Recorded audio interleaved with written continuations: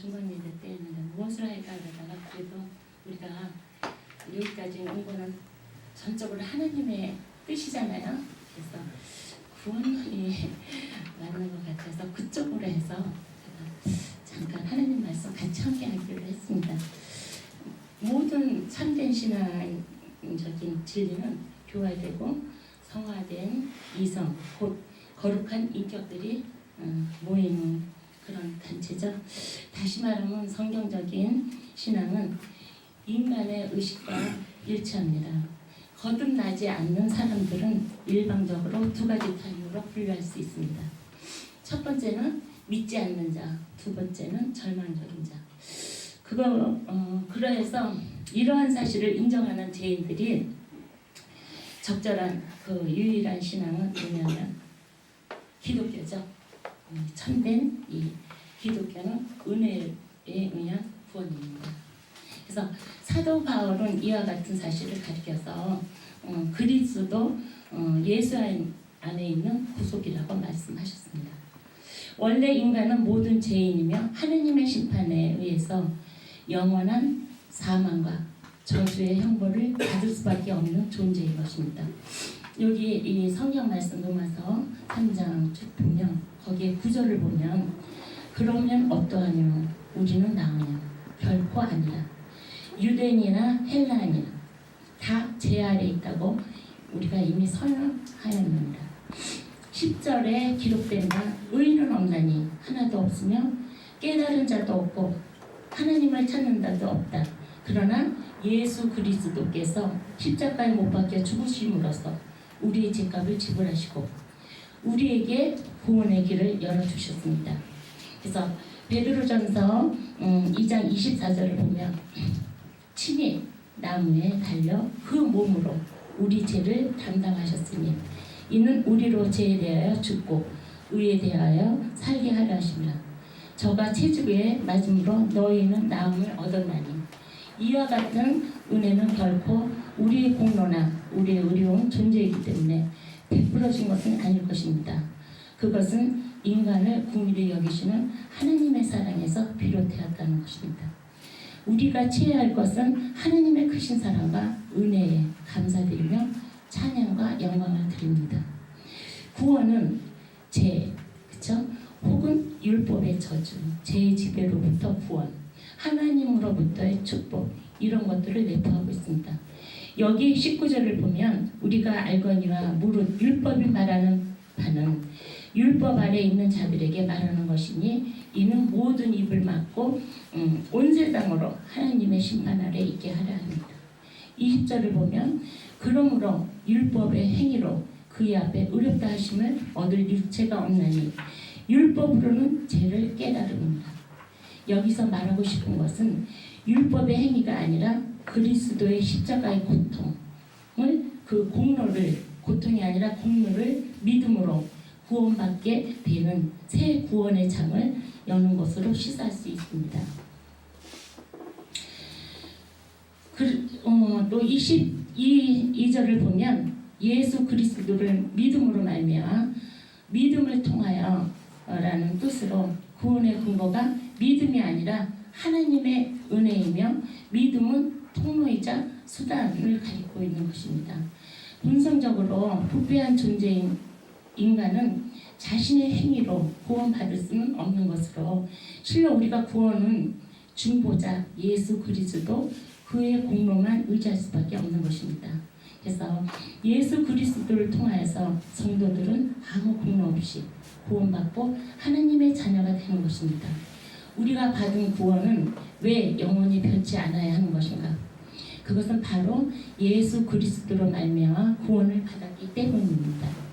에베소서 1장 3절에서 6절을 보면은요, 예수 그리스도란 이름이 2번 기록되어 있습니다. 이것은 그리스도로 말미암아 예수 그리스도 로 말미암아 우리들이 구원받은 것을 깊이 알게 하기 위해서입니다. 그리스도 안에서 구원받은 것은 영원히 변치 않는 축복, 영원히 변하지 않는 것입니다. 그래서 첫 번째로 용서에 관한 구원은 전적으로 무상이며 우리의 공로한 것은 아닙니다. 우리가 할 수 있는 것은 그리스도의 공로뿐 자랑할 것이 없는 것입니다. 사람이 용서함을 받는다는 것은 무상의 은혜에 의한 것입니다. 만일 용서함을 받은 것이 무상의 은혜에 대한 것이 아니라면 구원은 무상의 의한 것이 될 수가 없는 것입니다. 육체를 따라 지혜 있는 자가 많지 않냐며 능한 자가 많지 않냐며 문벌 좋은 자가 많지는 아니할 것입니다. 그러나 하나님께서는 세상에 미련한 자들을 택하여 지혜 있는 자들을 부끄럽게 하시고 세상에 악한 것들을 택하사 강한 것들을 부끄럽게 하려고 약한 것들을 택하려고 강한 것들을 부끄럽게 하시며 하나님께서 세상에 천한 것들 멸시받는 자들 없는 자들을 택하셔서 있는 자들을 폐하려 하시니 이는 아무 육체라도 하나님 앞에서는 자랑하지 못하게 하려 하십니다. 고린도전서 이렇게 기록하고 있죠. 그래서 구원의 대상은 오직 택한 사람뿐입니다. 그래서 구원이란 도와서 건져준다는 말 뜻도 있지만 오직 죄에 빠진 사람에게만 해당되는 축복입니다. 사람은 보이지 않는 속사람 곧 영혼과 보이는 겉사람 곧 육신으로 구성된 신묘만측한 존재입니다. 고린도후서 4장 16절을 보면은요. 또 시편 139장 14절을 보면은요. 육신이 없는 천사와 마귀는 축복의 대상에서 제외된다고 했어요. 그래서 죄를 지어보지 못한 천사는 구원받은 사람들을 무척 부러워하는 대상이 됩니다. 왜냐하면 죄를 범하면 형편없이 타락한 자들이 그리스도의 구속을 받아서 자기들보다 높아졌고 또 구속받은 하나님의 자녀들을 지켜주라고 하나님으로부터 명령을 받았기 때문입니다. 그러나 그들은 완전한 자들이기 때문에 시기 질투는 하지 않는다고 하지만은 구원에 대해 살펴보기로 원하고 있을 뿐이에요. 그래서 죄를 지어서 타락한 천사였던 마귀는 구원을 받지 못한다는 거. 그래서 하나님의 구원의 역사를 시기 질투하고 방해만 하고 있다는 거. 그래서 그 마태복음 16장을 보면은 마귀보다 지혜롭고 강하신 예수님으로부터 구원은 완성되고 마는 것입니다. 하고 빌립보서 1장 1절에도 이렇게 말하고 있죠. 그래서 육은 있으나 이성이 없는 짐승도 구원의 대상에서 제외된다는 사실. 왜냐하면 그들은 선악을 모르는 비도덕적인 존재이기 때문입니다. 그래서 다시 말하면은 영혼이 없기 때문입니다. 그러므로 시편 49절에 보면 종기에 처하나 깨닫지 못하면 멸망하는 짐승과 같도다가 했습니다. 하나님은 모든 피조물 중에서 오직 사람에게 특별한 관심을 가지셨습니다. 이는 당신의 형상대로 지음을 받았기 때문입니다. 그래서 하나님은 만물을 지으신 후에 그저 시편 18장 4절이나 그 창세기 1장 27절을 보면은 심히 좋았더라 하셨지만은 그 사람을 지으신 행은 심히 좋았더라. 그거를 랩해 그냥 좋았다라고 얘기했지만은 사람을 지으신 행은 심히 좋았더라고 창세기 1장 31절에 그렇게 말씀하시고 계십니다. 그래서 하나님은 사람 가운데 일부는 구원하고 일부는 내버리기도 정하셨습니다. 그러므로 로마서 9장 13절을 보면 내가 야곱을 사랑하고 예선을 미워했다고 하셨습니다. 이 예정의 사실을 왜 그렇게 하셨느냐고 물을 수는 없는 그 오묘한 진리에 있습니다.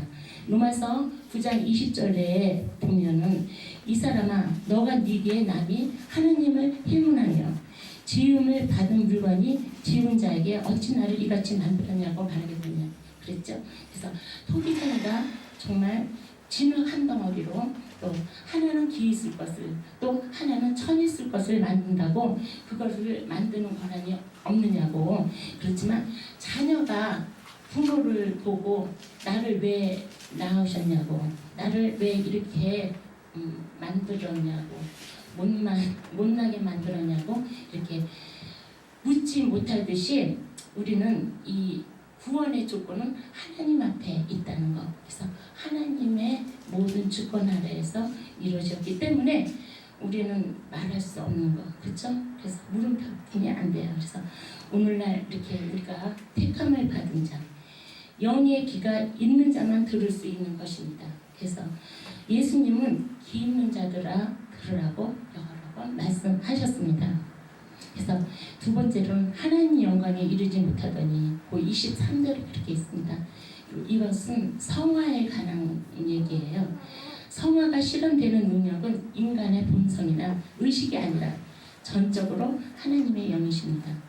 거듭나게 함에 있어 모든 것은 성령께서 하시는 것을 또 성령께서 역사하시고 도우시며 모든 반평들을 통하여 영광을 나타내는 것입니다. 성령의 은사는 은혜의 문제이며 또 하나님께서 공로에 따라서 상을 주시는 것이 아니라 그 자신의 선하신 기쁨, 충만함에 따라 주신다는 것. 그래서 여기서 하나님 영광에 이르지 못하는 것은 하나님께서 제시하신 인간의 생활의 원리는 그 어느 누구보다도 온전히 행할 수 없는 높은 경지에 속한 것이기에 모든 사람은 마땅히 하나님께 드려야 할 영광을 드리지 못하고 있다는 것으로 여기서는 해석할 수밖에 없습니다. 그래서 인간은 아담과 하와와 범죄 이후에 그렇죠? 창세기에 나오죠. 직접 하나님과 교통할 수는 없는 존재가 되었던 것입니다. 그러나 지금은 뭐예요? 우리는 예수 그리스도 이름으로 교통할 수가 있죠. 아멘. 이와 같은 은혜는 결코 우리의 공로나 우리가 어려운 존재이기 때문에 베풀어지는 것은 아닙니다. 인간은 긍휼히 여기시는 하나님의 사랑으로, 그러므로 우린 항상 하나님의 크신 은혜에 감사드리며 찬양과 영광을 돌려야 할 것입니다. 세 번째로는 이 천상의 복, 하늘의 복을 말하는 건데 이것은 우리가 역사가 아니라 그리스도 역사에 대한 보상입니다. 우리의 선행으로 말하면 그것은 우리의 구원의 일부지만 하나님의 선물이다. 이렇게 하나님께서는 현세에서 가장 많이 복을 베푼 자들에게 내세에서도 가장 많은 복을 주신다는 것을 우리는 잊지 말고 예수 그리스도를 전해야 되겠죠. 우리가 구원을 받았으니까 하나님의 그 자녀가 됐으니까 그러니까 하나님의 형상대로 우리가 그 모양대로 우리가 받았으니까 드릴 거는 뭐예요? 우리가 드릴 수 있는 것은 여러 사람들한테 전파하는 거예요. 복음을 전하는 자가 돼야 돼요. 그래서 구원은 전적으로 은혜에 속한 것이에요. 그래서 하나님께서 그 구원을 전적으로 예비하신 것.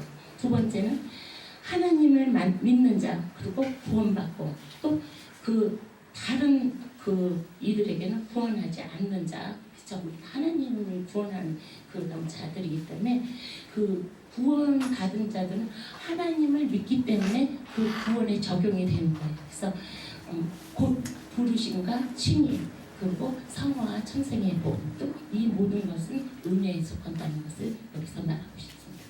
그래서 결론적으로 이러한 특성이 복음의 주도적인 특징입니다. 그래서 이러한 특성을 성산시키는 것은 복음을 성산시키는 것이고 또 이러한 특성이 구원에 대한 시금석이라는 것을 제가 찾아보니까요. 첫 번째는 검은 그 빛깔의 돌을 말하는 거고요. 두 번째는 가치, 능력, 역량 등 시험에 알아보는 기회나 사물. 그러니까 우리가 말하고 있는 건 이 시금석이라는 것은 금의 품이들. 그러니까 하나님의 그 영광. 그러니까 높이 주는. 그러니까 우리의 가치, 능력을 하나님께서 이제 우리는 시금석 위에 올려놨다. 그래서 두 번째는 신앙적인 체험은 그 자체, 참된 것. 하나님의 진리와 우리의 경험이 일치하는 것을 말할 수 있습니다. 그러므로 본 주제는 신앙적인 체험에 대한 시금석을 제공할 수밖에 없습니다. 그래서 우리는 하나님의 능력을 받아야 되겠죠. 본문은 이 구원을 갈망하는 자들에게는 은혜를 줄 수 있다는 것을 여기서 말하고 있죠.